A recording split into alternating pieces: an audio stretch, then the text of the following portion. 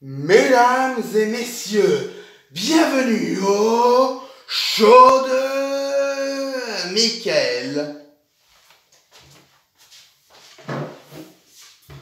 Ah bah non, je fais pas comme tête de licorne. Oui, parce que le premier segment se centre sur Tête de licorne. Elle a créé un show télévisé. Et voilà, c'est sa premier segment. En fait, ça va un peu plus loin, mais bon, c'est tellement con. Tête de licorne fait vraiment partie des personnages que je n'aime pas du tout. Autant River, je le trouve sympa et tout. Le singe qui fait une apparition dans cet épisode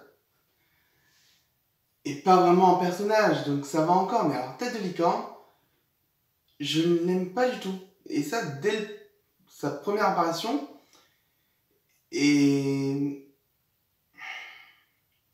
à un moment, j'ai cru que ça pouvait aller bien quand elle s'est fait couper la corne, mais non. Vraiment, ce personnage est détestable tout le temps. Et je pense que les gens le savent, parce qu'elle a, avec son petit ami Hippocampe, elle a piraté les ondes en fait. Comme ça, tous les humains, ils ont sur leur téléphone portable, qui ressemble vachement quand même au gadget de Totally Spice, je viens d'y penser. Donc, ils ont tous obligation de regarder son show. Star était au courant qu'elle allait faire un show, du coup elle avait demandé à ce que Eclipsa puisse venir pour se présenter un peu, faire une petite chanson.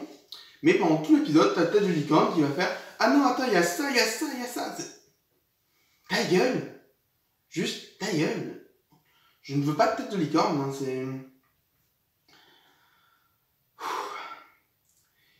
Après, il y a une petite sous-intrigue secondaire avec Marco et Kelly, qui doivent faire une petite partie cuisine dans cette émission, mais qui ne la font pas du tout.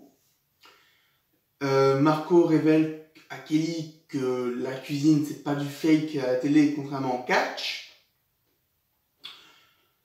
On a l'impression que ça va impacter Kelly, mais pas du tout, en fait. Non, Bon, à mon avis, ils vont en reparler un petit peu, parce que je pense que c'est le seul moyen de développer un peu le couple Marco-Kelly. Parce que j'adore ces personnages. Je pense qu'ils peuvent bien aller tous les deux, mais là, actuellement, on n'a plus trop de passage de couple. Donc, je pense qu'ils peuvent redémarrer un peu sur Marco-Kelly pour l'instant. Et bon, voilà, c'est la petite sous-intrigue secondaire. T'as Marco qui veut faire la cuisine, il n'y arrive pas, et Tête de licorne va totalement déprogrammer ce passage. Et à la fin, c'est pour ça que je pense qu'ils vont continuer un peu tout ce qu'il y a autour du couple Marco-Kelly. À la fin, il dit « Je t'apprendrai à faire des empanadas ou des tacos ou je sais plus quoi. » Donc voilà, je pense qu'il va y avoir un épisode sur ça. Ça promet pas grand-chose, mais bon, on a déjà ça. Et finalement, Star va un peu museler Tête de licorne pour que Eclipsa puisse chanter. Et alors, Eclipsa qui a été relooké par les sœurs de Tête de licorne, hein, un truc un peu moche. Mais bon, on n'est plus à ça près. Donc voilà, finalement, elle se relook comme elle est d'habitude. Elle chante une chanson. T'as Star qui lui met quelques petits effets spéciaux. La chanson en elle-même est assez jolie. J'avoue que j'ai préféré quand même les chansons qu'il y avait dans la saison 2, mais voilà, elle est sympa. Ça montre bien ce que pense Eclipsa. Mais à la fin de la chanson, on va se rendre compte qu'en fait, tout le monde a détesté. Et voilà. Mais Eclipsa se dit, t'inquiète pas, un jour ça ira mieux, bon voilà. C'est un bon personnage, hein, on voit qu'elle a pas de chance au niveau du peuple de Muni, mais elle fait les efforts, et franchement c'est vraiment cool. Ouais, j'aime bien Eclipsa. Après, à la fin du segment, on a une petite fille qui met un j'aime pour Eclipsa, donc voilà. Le peuple commence à l'aimer, mais voilà, c'est juste un j'aime. Le deuxième segment, c'est Star qui en fait reçoit la famille Spider-Bite, ou morsure d'araignée si on traduit. Et c'est le père et la mère de Pénélope, la princesse qui avait des gros boutons partout. Et en fait, ses parents sont pareils. Voilà. Et en fait, pendant une bonne partie de l'épisode, t'as Star qui cherche Eclipsa parce qu'elle sait pas où elle est. Et voilà, elle trouve pas Eclipsa, du coup elle doit faire la visite elle-même du château. Elle va leur montrer les différentes œuvres d'art qu'il y a de ça.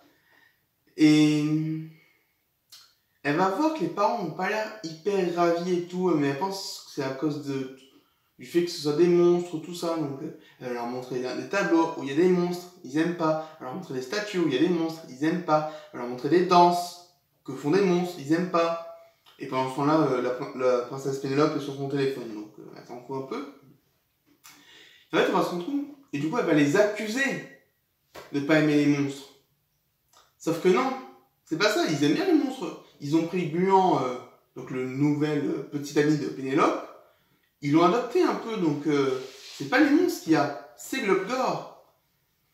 Parce qu'en fait, tout ce qu'ils ont montré, c'était des choses que Globgor a fait. La danse des monstres, c'était une danse un peu... on annonce la mort, ou alors c'était pour célébrer la mort d'un village, je sais plus.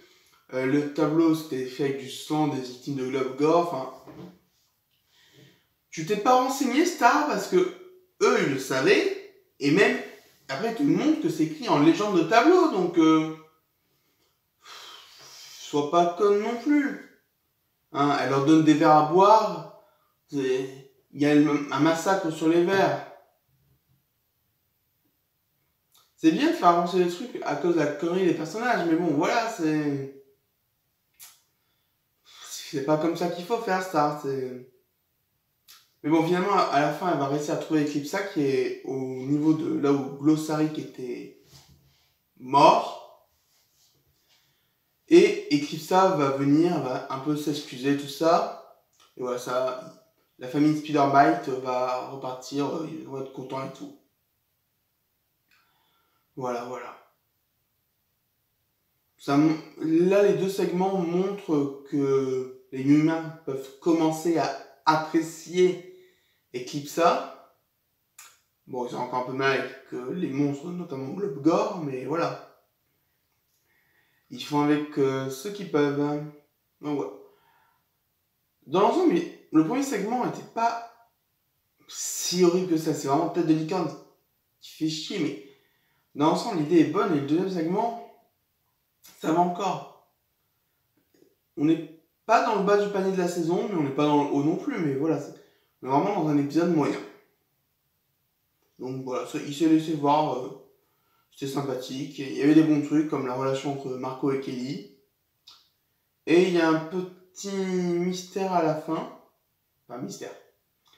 En fait, Eclipsa cherchait des restes de livres pour pouvoir essayer de le reformer et donc peut-être de trouver une formule magique pour libérer Globgor. Et il n'y a aucun reste de livre. Et Glossaric, au lieu de lui dire tout de suite qu'il ne reste rien, elle lui montre chaque petit morceau de caillou ou de sang. Il dit non, pas ça, non, pas ça, non, pas ça. Bon, bref. Et en fait, elle va en parler à Star, et Star va lui dire ah ben non, je pense qu'il reste aucun morceau de livre, tout ça. Mais il est vrai que dans sa chambre, elle a une petite boîte avec un morceau de livre. Je crois que c'était en saison 2, il y avait un problème, le livre s'était un peu déchiré, donc voilà. Elle a ce petit morceau, donc si Eclipsa la prend, je pense que ça peut donner quelque chose d'intéressant pour après. Donc voilà, on verra ce que ça donne. Donc le bon de l'épisode peut promettre quelque chose d'intéressant pour le couple Marco-Kelly, si c'est toujours un couple, et pour la dynamique Star et Eclipsa. On va le prendre, hein. Après le mauvais, Glossaric est con, Tête de Licorne est pénible, il n'y a pas River, donc ça va, et il y a le singe. Moi j'aime le singe. Allez, merci à tous d'avoir suivi et à bientôt.